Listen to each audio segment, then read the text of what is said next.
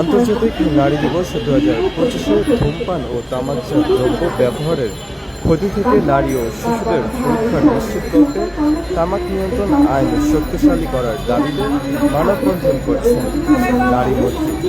দর্শক, এই মুহূর্তে আপনারা দেখছেন যে আজকে আন্তর্জাতিক মাতৃভাষা দিবসে ধূমপান ও তামাক দ্রব্য থেকে যে সকল নারীরা রয়েছে তাদেরকে মুক্তি হতে বা সেই ক্ষতি থেকে রক্ষা করার জন্য সেই সুরক্ষা নিশ্চিতে আজকে মানববন্ধন করছে এই মুহূর্তে। এমন দৃশ্য কিন্তু আপনারা দেখছেন। দর্শক, আমরা একটু তাদের কাছ থেকে জানতে চাইবো যে তারা আজকে কেন এসেছেন এবং তাদের দাবিগুলো কি। আমরা একটু আপনার কাছে জানতে চাই যে আজকে আপনারা এখানে কেন দাঁড়িয়েছেন বা আপনাদের দাবিগুলো কি। আজ আন্তর্জাতিক নারী দিবস। নারী দিবসে আমরা আমাদের ন্যাশনাল প্রেস ক্লাবের সামনে এসেছি। আমাদের সকল তরুণ তরুণী বিভিন্ন ইউনিভার্সিটি, বিভিন্ন কলেজ থেকে, বিভিন্ন সংস্থা থেকে আমরা এখানে এসেছি। আমাদের সকলের একটাই দাবি যে তামাক নিয়ন্ত্রণ আইনের সংশোধনী যাতে দ্রুত পাশ করা হয়। আজকে আন্তর্জাতিক নারী দিবসে আমাদের এই দাবিগুলো জানানোর একমাত্র উদ্দেশ্য, কারণ তামাক নারী স্বাস্থ্যের জন্য ভয়ঙ্কর ক্ষতিকর। আর আজকে সমাজে তামাকের জন্য আমরা নারীরা কতটুকু আমাদের স্বাস্থ্য যাতে নিশ্চিত করা হয়, তরুণদের সাথে যাতে সুরক্ষার জন্য এবং শিশুদের সাথে যাতে সংযুক্ত হয়, সেই জন্যই আমাদের দাবি তামাক নিয়ন্ত্রণ আইনের সংশোধনী যাতে দ্রুত পাশ করা হয়। শুধুমাত্র আন্তর্জাতিক নারী দিবসে কি এই সকল দাবি জানানোর জন্য রাখা হয়েছে সেই দিনটি, নাকি অন্যান্য দিনও এই নারীদের বিষয়গুলো নিয়ে ভাবা উচিত? শুধুমাত্র আন্তর্জাতিক নারী দিবসে কি নারীদের নিয়ে ভাবা হয় নাকি অন্যান্য দিনগুলোতে ভাবা উচিত? আমরা একদিনের জন্য আসলে না, আর তামাক হচ্ছে সবসময়ের জন্যই ক্ষতিকর। বিশেষ করে আজকে নারী দিবসকে ফোকাস কেন করা হচ্ছে, কারণ আমরা যারা নারী আমরা ধূমপান না করেও পরোক্ষভাবে ধূমপানের শিকার করছি। যদি মনে করেন আমি ধূমপান কখনোই করি না, কিন্তু আমার ভাই অথবা আপনি আমার সামনে দাঁড়িয়ে ধূমপান করছেন, সেই ভয় কিন্তু আমিও ইনফেক্ট হচ্ছি, আমিও পরোক্ষভাবে শিকার হচ্ছি। এবং আজকে আমরা তরুণীরা, আগামী দিনের আমরা মা, আমরাও শিশু জন্মদান করবো এবং আমরা সবাই জানি তামাকের কারণে গর্ভবতী মায়েরা কতটা ক্ষতিগ্রস্ত হয় এবং শিশুর জন্মদানের দিকে এফেক্ট করে। সেটা আমরা ধূমপান করলেও ধূমপান না করেও আমরা পরোক্ষভাবে শিকার হচ্ছি। তাই নারী দিবসে নারীর স্বাস্থ্যকে সুরক্ষার জন্য, সুরক্ষা নিশ্চিতের জন্য আমাদের একটাই দাবি, তামাক নিয়ন্ত্রণ আইনের সংশোধনী যাতে দ্রুত পাশ করা হয়। আসলে এইটির জন্য কি করা উচিত এই মুহূর্তে কি করা উচিত? এর জন্য কি করা উচিত? এই জন্য তো আমাদের সবাইকে আগে নিজ নিজ জায়গা থেকে অবশ্যই সচেতন হতে হবে এবং সরকারের কাছে আমরা আসলে আমাদের দাবিগুলো করে ধরছি। আমরা সকল তরুণ তরুণী আজকে সমবেত হচ্ছি প্রেসক্লাবের সামনে, যাতে এই তামাক নিয়ন্ত্রণ আইনগুলো যদি দ্রুত সংশোধন করা হয়, তাহলেই আসলে আস্তে আস্তে সব জিনিসগুলো শক্তিশালী করা হবে, আইনগুলো শক্তিশালী করা হবে, তারপর বাস্তবায়ন করা হবে। কিন্তু যতক্ষণ পর্যন্ত তামাক নিয়ন্ত্রণ আইনের প্রস্তাবিত সংশোধনীগুলো পাস করা হবে না, ততক্ষণ আসলে কোনো কিছুই করা সম্ভব না। তাই আমাদের আগে ফোকাস হচ্ছে তামাক নিয়ন্ত্রণ আইনের প্রস্তাবিত সংশোধনী যাতে সরকার দ্রুত পাস করে এবং নারী স্বাস্থ্য, তরুণ স্বাস্থ্য এবং শিশুর স্বাস্থ্য সুরক্ষা যাতে নিশ্চিত করে। আপনারা ধূমপান নিয়ে দাঁড়িয়েছেন, তো সেই পরিপ্রেক্ষিতে আমি একটা প্রশ্ন করতে চাই। কিছুদিন আগে একজন নারী প্রকাশ্যে ধূমপান করেছে, সেই বিষয়টিকে আপনি কিভাবে দেখছেন? এটা সম্পূর্ণ একটা ভিন্ন প্রাসঙ্গিক। এই বিষয়ে আসলে আমার কোনো মন্তব্য নেই, এটা যার ব্যক্তিগত ব্যাপার। কিন্তু শুধু নারী স্বাস্থ্যকে ফোকাস করলে হবে না, নারী পুরুষ সবার জন্য ধূমপান ক্ষতিকর। এটা যে শুধু নারীর জন্য ক্ষতিকর এমনটা না, এটা কিন্তু পুরুষের জন্যও ক্ষতিকর। তাই দুজনকেই আমাদের তামাক সেবন থেকে বিরত থাকতে হবে যাতে ভবিষ্যৎ প্রজন্মকে আমরা রক্ষা করতে পারি। আর একটা কথা মনে রাখতে হবে, স্মার্ট তরুণ তরুণী কিন্তু কখনোই ধূমপান করে না। ধূমপান কখনোই স্মার্টনেসের সংজ্ঞা হতে পারে না।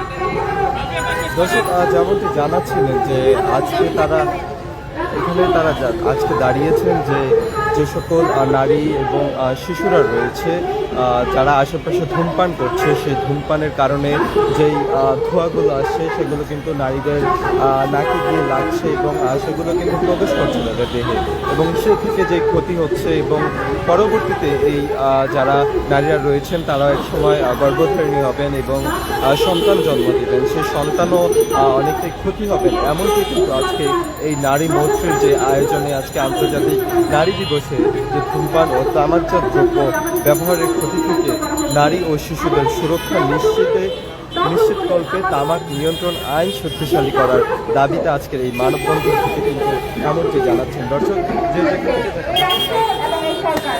আমরা জুলাই অনুষ্ঠানের মধ্যে দিয়ে আমরা আশা করেছিলাম পার্বত্য চট্টগ্রামের যে সমস্যা এবং সংকট ঢাকাপোস্ট.com আপনাকে একটু জানিয়ে দিতে চাই, তারা আজকে এখানে দাঁড়িয়েছে যে যে সকল যারা ধূমপান করে তাদের ধূমপানের কারণে কিন্তু নারীরা যারা রাস্তা দিয়ে চলাচল করে অথবা যারা হলো যে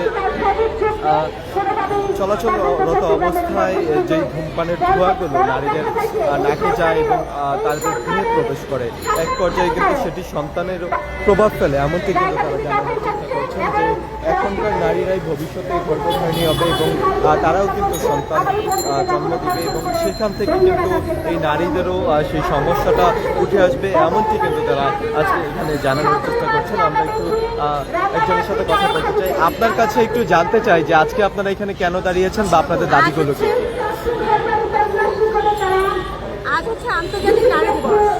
এই নারী দিবসে একটা দাবি নিয়ে এখানে তরুণ উপস্থিত হয়েছে, সেটা হচ্ছে যে এই তরুণদের মধ্যে নারীও রয়েছে, পুরুষ রয়েছে, কারণ তাদের একটাই দাবি নারী দিবসে এই নারীদের স্বাস্থ্য সুরক্ষার জন্য তাদেরকে শক্তিশালী করা হোক।